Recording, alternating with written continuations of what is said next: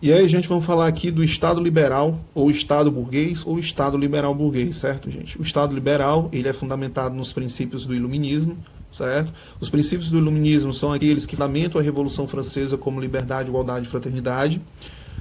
O Estado liberal também se baseia em que? Na questão do uso da moeda, na questão do mercado, do livre mercado, não é? da concorrência, da oferta e da procura, do deixar fazer e do deixar passar também, não é? Da mão reguladora invisível, não é? Que deixa com que os indivíduos decidam a sua vida e os próprios indivíduos desenvolvam meios de produção, de enriquecimento, né? E que dessa forma produza uma sociedade forte, né? A partir do seu trabalho, certo? Nesse Estado liberal, gente, nós vamos ter aí, como já foi dito, bases da liberdade, igualdade e fraternidade, mas também vamos ter aí a interpretação de uma soberania popular. O que isso quer dizer? Quer dizer que o povo é o poder, né? O poder é do povo. Esse povo procura o quê? Uma representação política por meio do voto, mesmo que no início aí desse Estado liberal nós vamos ter aí o voto censitário, né? Segundo a renda de cada um, certo? Mas mesmo assim nós vamos ter já um início transformador, porque os indivíduos vão começar a se preocupar com os rumos da política, os rumos administrativos daquele Estado. E o Estado liberal, ele traz esse princípio de liberdade e de autonomia com uma força tão grande que os indivíduos, o povo, vai buscar sim a sua representatividade política, né, por meio do voto, mesmo que esse voto seja censitário, né, e que esse voto possibilite, né, o indivíduo chegar aos seus representantes, sejam partidos políticos, sejam pessoas, né? Um exemplo que nós podemos trazer aí, que simboliza muito bem a ideia de povo que agora busca essa autonomia e que o liberalismo, o Estado liberal traz essa oportunidade de reconhecimento, é quando a gente estuda sobre o terceiro Estado na França, né? Quando nós vamos encontrar um panfleto de 1789, lembrando, 1789 é a queda da Bastilha, né? Nós temos aí um panfleto que simboliza, que diz muito dos anseios do terceiro Estado. E quem era o terceiro Estado na França, né? O povo. E o povo queria sua autonomia, queria ser reconhecido em algo, né? Então abre aspas aí num trecho desse panfleto aí da época revolucionária, da derrubada do absolutismo, né? E da instalação de um Estado liberal. Nós vamos ter aí, abre aspas, o que é o terceiro Estado? Responde, tudo. Outra pergunta, o que ele tem sido na política francesa até hoje? Resposta, nada. Outra pergunta, o que pede ele? Resposta, ser qualquer coisa, fecha aspas. Então perceba que o povo, o indivíduo nesse Estado liberal, ele vai buscar essa autonomia. E esse Estado liberal, com as suas bases econômicas fundamentadas aí no livre mercado, com as suas bases econômicas pensando nos interesses próprios de cada indivíduo, vai facilitar com que esse indivíduo possa, como direito natural, já que nós vamos encontrar teóricos do Estado liberal que vão defender essa autonomia do homem como um direito natural à vida, um direito natural à liberdade e à propriedade. Então esse indivíduo vai buscar conquistar o direito é dele, ok? E o Estado liberal vai possibilitar isso. E como é que ele possibilita isso?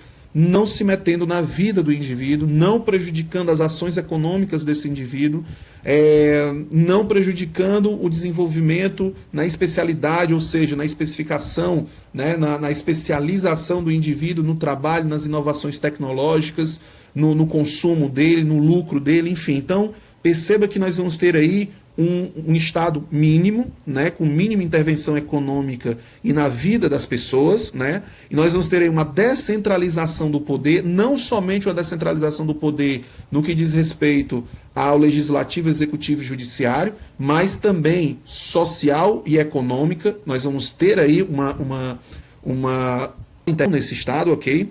E porque o Estado liberal defende aquilo que eles acreditam como direito natural, que o John Locke, por sinal, vai bater muito na tecla e vai ser uma base do estudo dele sobre isso. Por isso que eles vão ser chamados também de contratualistas ou justnaturalistas, né? Que quer dizer simplesmente os indivíduos que defendem o direito natural, né? Então, perceba que o Estado liberal, esse Estado mínimo que intervém minimamente na vida das pessoas e na economia, né, esse Estado defende o quê? Essa autonomia do homem, essa liberdade do homem. É por isso que nós vamos ver, gente, aqui John Locke, Montesquieu e Adam Smith, certo? Para a gente poder desenvolver melhor aí sobre esse Estado liberal, ok? Uma outra coisa importante a dizer no Estado liberal é que nós vamos ter vários avanços tecnológicos científicos, né? A ciência vai prosperar, a técnica nas indústrias vai prosperar também, então nós vamos ter aí um desenvolvimento muito grande da produção, e como diz o próprio Adam Smith, quanto mais o indivíduo produz, né, é a riqueza de uma nação. Então perceba que vai havendo aí uma mudança de paradigma, né? Não é mais a concentração de metais preciosos que faz a riqueza de uma nação, mas a produção de um indivíduo. Logo, o indivíduo, ele tem que ser o quê? Um indivíduo livre, um indivíduo liberto para poder produzir, não é? Então é importante dizer isso e pontuar isso. E é nesse momento também no Estado liberal que nós vamos ter aí o surgimento, né, da questão do proletariado, da questão aí da burguesia, de novos conflitos com anarquistas surgindo, não é? São pessoas que acreditam na ausência de um governo onde a autonomia do homem vai em alto grau ao ponto de não precisar de leis, de normas, enfim, para viver a vida. E viver a vida em sociedade. E nós vamos ter também os marxistas surgindo aí com a questão do proletariado, da luta do proletariado por autonomia, né, e por direitos. Então, falando aqui do primeiro, vamos falar do John Locke, certo? 1632, 1704, ok? O John Locke em relação ao Estado liberal, qual é a base que ele vai dar para o Estado liberal? Bem, como justo naturalista, Locke estava convencido de que os direitos naturais humanos subsistem para limitar o direito do Estado. Em última instância, justificava o direito à insurreição, caso o governante traísse a confiança nele depositada, ou seja, o direito à rebelião. O indivíduo, ele não era obrigado a aguentar ali aquele governo ruim. Ele teria o pleno direito natural de se rebelar contra aquele governo, ok? Outra coisa, quando nós temos aí a compreensão, é assim, né? O poder político não deve, em tese, segundo Locke, né? O poder político não deve ser determinado por condições de nascimento, ou seja, porque eu nasci numa certa família, tenho um certo poder, eu tenho certos privilégios. Não podemos seguir por esse caminho, segundo Locke, tá? Como também, né, cabe ao Estado garantir e tutelar o livre exercício da propriedade, da palavra e da iniciativa econômica, certo? E assim, gente, um aspecto progressista do pensamento liberal é a concepção parlamentar do poder político, que dependeria apenas das instituições políticas e não do arbítrio dos indivíduos. Então, para Locke, né, o poder legislativo é o poder supremo, ao qual devem subordinar-se todas as outras instituições. Então temos aí, numa interpretação assim sobre os ideais burgueses de Locke, né, ele enfatiza a questão de todo ou cada indivíduo, né, a ter aquilo que pertence a ele por direito, né, como a sua vida, sua liberdade, seus bens. Então, daí a gente tira o quê? Que quem não possui bens, né, materiais é proprietário de sua vida, de seu corpo e de seu trabalho, né? Então, o último aí eu vou até enfatizar a questão do trabalho, porque vai ser justamente a base aí do Adam Smith, vai ser a base aí de outros neoliberais aí no futuro, né? Essa questão do trabalho do indivíduo, essa autonomia do indivíduo, não é?